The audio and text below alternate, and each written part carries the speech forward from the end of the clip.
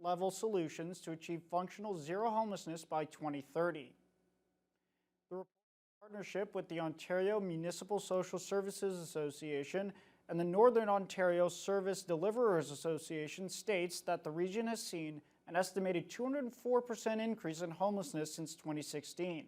The report also projects that known homelessness in the north could climb between 10 and 26,000 people by 2035. Province-wide, up to 294,000 people could be left without stable housing by that time. Ontario Municipal Social Services Association President Henry Wall says this trend is quite concerning. When we look at the north, what has happened over the last number of years, the fact that it's just in the last 8 years, it's gone up 204%. That's quite significant.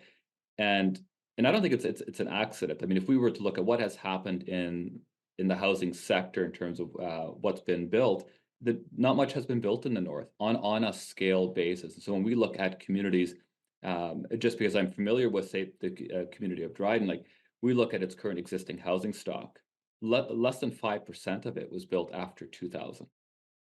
The report also determined that an $11 billion investment over the next 10 years could lead to an end to chronic homelessness across the province.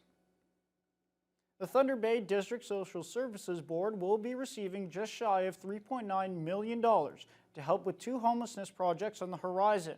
That as there's still a number of people living outside this winter in encampments.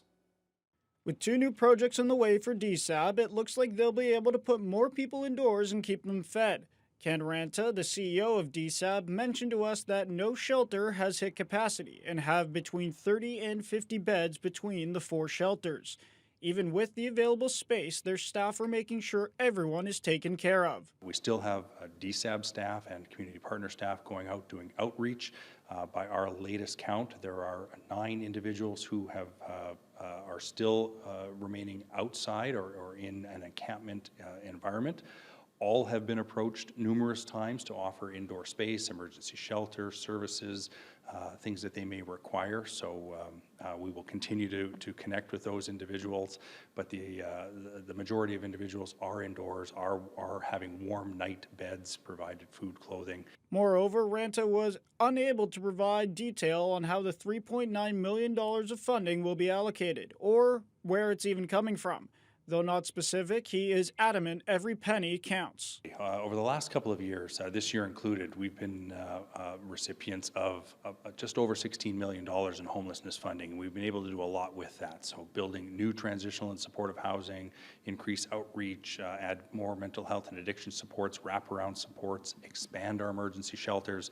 This new funding that's coming is going to allow us to go even further. So there is some capital in the proposals that we put forward. It'll create some new spaces. It's also a bit of an expansion in some of our emergency sheltering and in our outreach supports. With the snow continuing to fall and temperatures staying frigid, this additional funding for DSAB will be able to keep Thunder Bay's homeless population safe, warm, and full. OPSEU President J.P. Hornick was in Thunder Bay this week to speak with local members in the wake of a snap provincial election. Hornick also took the time to visit Confederation College to meet with part-time workers and discuss the various issues facing college workers. OPSEU represents over 7,000 workers in the region and over 1,000 at the college. Hornick says they want to push for greater awareness of the effects of public service cuts. They add that they particularly wanted to visit Northwestern Ontario because the rising living costs hit residents in the region harder. And it's important to get out to make sure that we're not just entrenched in cities and that we're not just having conversations with people we already know and agree with. These are the communities that are the strongest and are the heartbeat of Ontario. And I think it is absolutely imperative for all of us to be getting out and traveling and talking to one another about what your experiences are here so that we know what we need to do when we fix this government. The annual Stuff a Cruiser event was in Quebec at the Odina Foods grocery store supporting the Rural Food Bank. The event was canceled in December due to weather conditions. The OPP rescheduled it for February 1st. Constable Jody Dow says anyone who donates will have the chance to fill out a ballot for prizes provided by the Rural Food Bank. OPP likes to help support the community. And being a rural area, since it's a rural food bank, it is our community as well. So anytime that we can help out, we can. This is an annual event. The Stuff a Cruiser event is popular usually in the city, but this is our rural community support for a Stuff a Cruiser event. We're looking for donations, dry food donations, monetary donations. Anything is appreciated and welcomes. And we're set up here in Kakabaka at the Odina Food Store.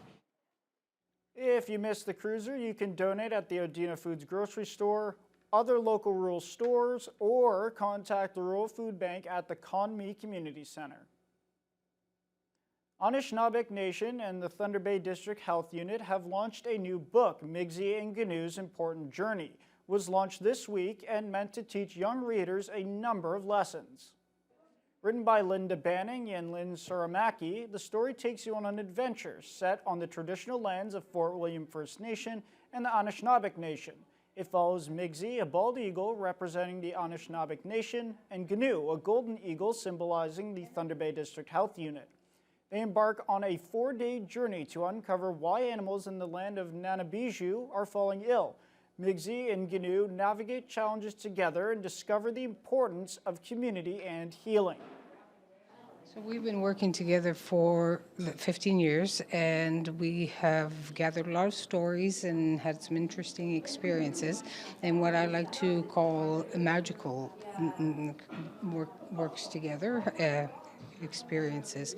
And so we thought that after all of these years and all of the work that we had done, that it was time for us to come up with a resource that maybe would help other people to carry on the work. And we found also that there was a connection between public health, messaging, and cultural teachings. First Nations teachings are very much public health. And so as the years went by, we just found that there were sort of things we were experiencing, things along the way that were happening, like the calls to action number 33 from the Truth and Reconciliation Commission of Canada, that talked about working together, a Native and non-Native organization, on FASD prevention programs. And so a lot of those things is kind of how it brought us together. Miigsi and Ganu's Important Journey is available online. The White House says U.S. President Donald Trump has signed an executive order initiating tariffs. He has declared an economic emergency, putting duties of 25% on imports from Canada, except for a 10% tax on energy. China and Mexico, too, are being hit. Officials also say that rates will increase if countries retaliate. CTV's Genevieve Beauchemin reports from Washington. U.S. President Donald Trump's motorcade pulled into his Florida Golf Club on a day marking a major shift in U.S.-Canada relations. As of Tuesday, the longest undefended border in the world will be a steep economic divide. A 25% levy on Canadian goods will go into effect. There's an exception for energy. The tariff will be 10% on products like oil and gas. For Mexico, no carve-outs, 25% across the board. And on Chinese imports to the U.S., 10%.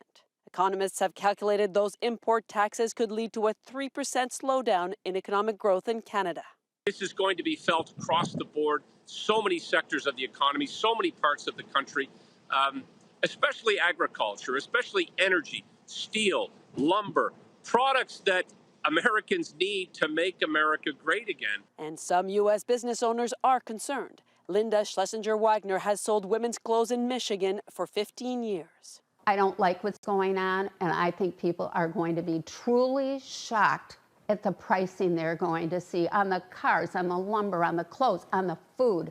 This is going to be a mess. Look, Mexico and Canada have never been good to us on trade. They've treated us very unfairly. Trump's tariffs dropped after weeks of speculation and breath-holding, and will be in place, the U.S. has said, until border security issues, including fentanyl trafficking, are sorted out.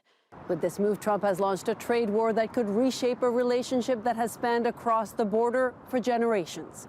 Genevieve Beauchemin, CTV News, Washington.